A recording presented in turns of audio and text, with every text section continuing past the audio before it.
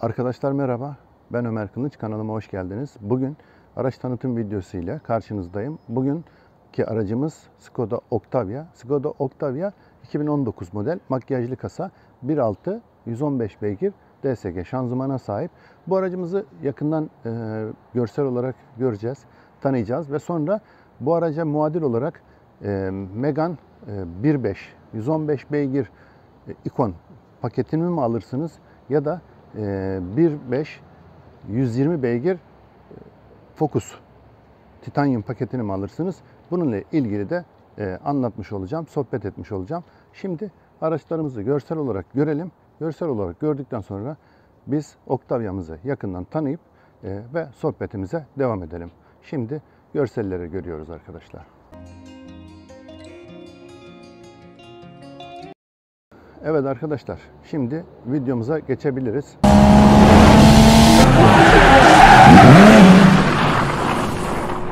Octavia'ya dıştan baktığımızda ön tarafı kaslı ve güzel bir yapıya sahip ve de çok güzel görünüşe sahip bir araç.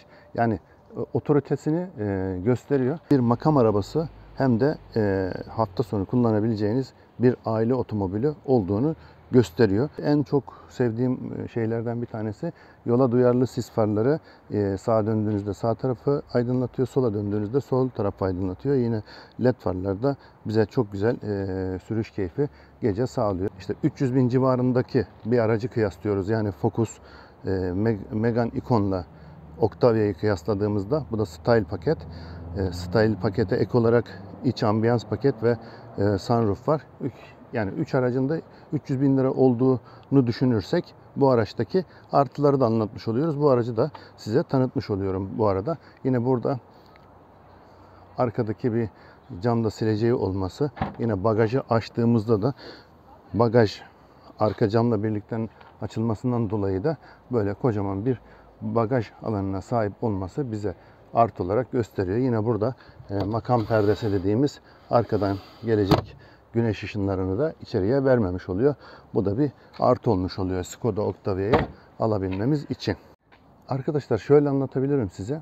Ford Focus 120 beygir. Gençlerin tercih edebileceği bir araç. Yine Megane'la Octavia'da 115 beygir. Bunlar da şöyle yani düzenli olarak günlük kullanıma uygun olarak Megane, fakat böyle hafta sonu kullanayım makam otomobili gibi sürüş keyfi daha zevkli olan Octavia'yı tercih edebilir diye düşünüyorum.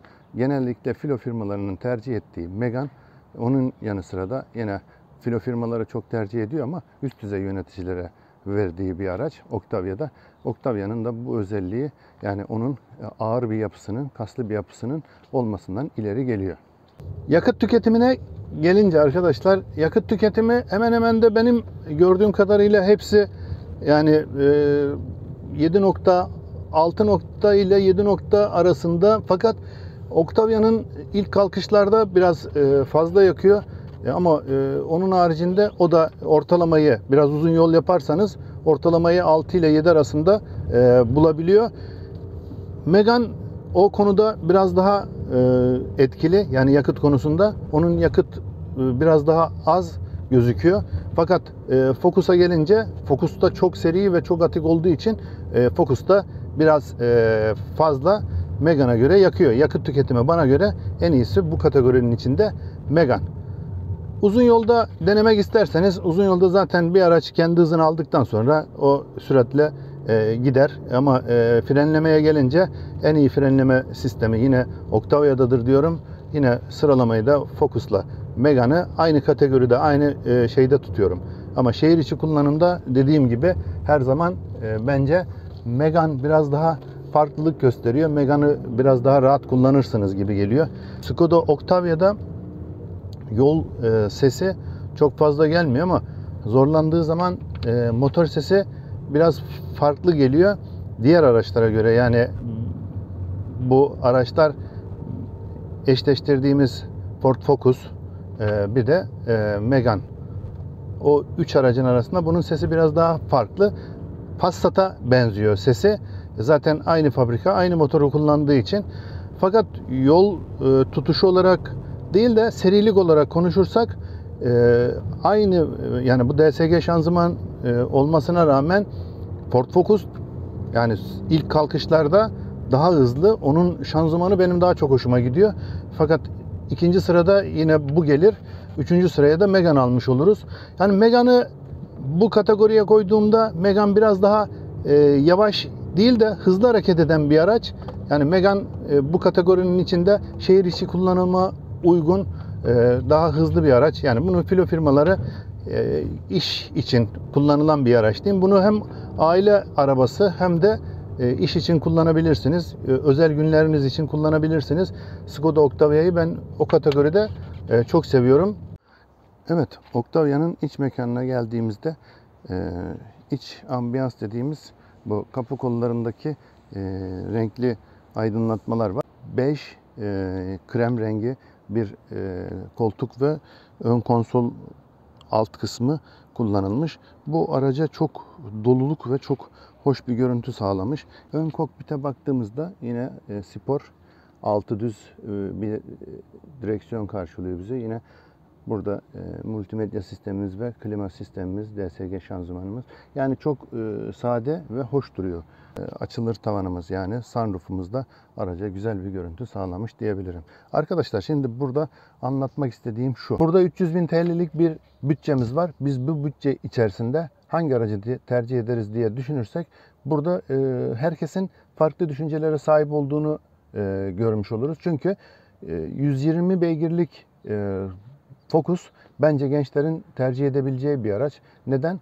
Hem ağır bir araç hem onun yanı sıra da baktığınızda 120 beygirlik ve de çok seri bir kalkışı var. Çok seri bir kullanışı var. Yani burada Focus bence ilk kalkışta ve serilikte her zaman bir tık hepsinden önde olmuştur. Hatta şanzıman olarak da ve de arıza bakımından da bana göre en az arızayı çıkarabilecek olan bu konuda Ford Focus olmuştur.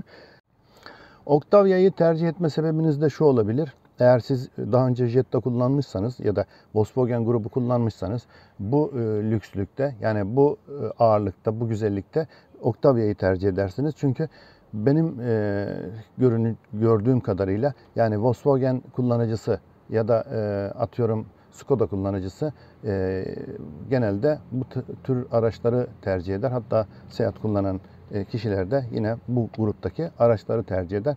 Bu araçların en çok arıza vermelerinin tek sebebi de partikül arızası veriyorlar. Onun haricinde yani kurum yapıyor.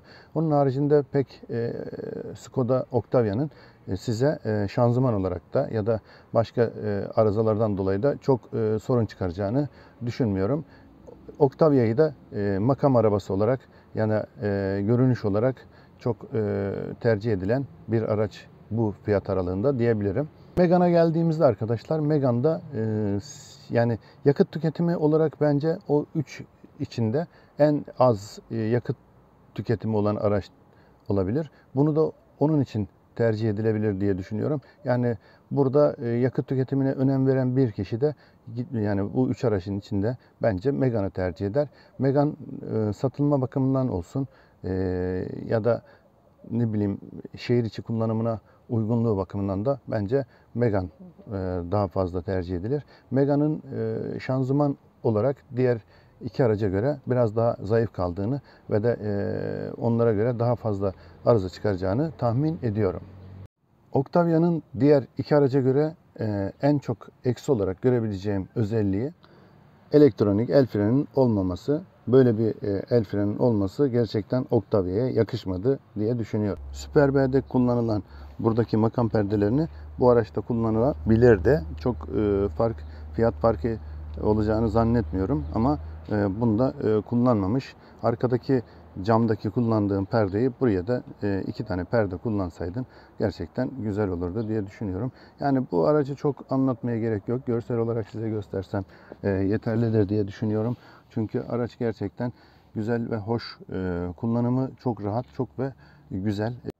Eğer bana sorarsanız siz hangisini alırsınız diye bence aile otomobili, makam arabası diye düşünürsem Skoda Octavia, yakıt bakımından düşünürsem Megane, seri ve hızlı bir otomobil istiyorsam bence Ford Focus. Yani üçü de alınabilir diye düşünüyorum. Yani buradaki amaç arabaların yorumlara da sizin tercihlerinizi bekliyorum arkadaşlar. Siz olsaydınız hangisini tercih edersiniz? Tercih sebebiniz nelerdir? Yorumlara yazarsanız memnun olurum. Bir sonraki videolarda da sizin yorumlarınıza göre o araçları da yakından incelemiş olabiliriz. Arkadaşlar kanalıma abone olursanız mutlu olurum. Allah da sizi mutlu etsin diyorum. Yorumlarınızı ve like'larınızı bekliyorum. Yorumlarınız ve like'larınız bize her zaman yön verici olmuştur. Şimdiden hepinize teşekkür ediyorum. Allah'a emanet olun. Bir başka videoda görüşmek üzere.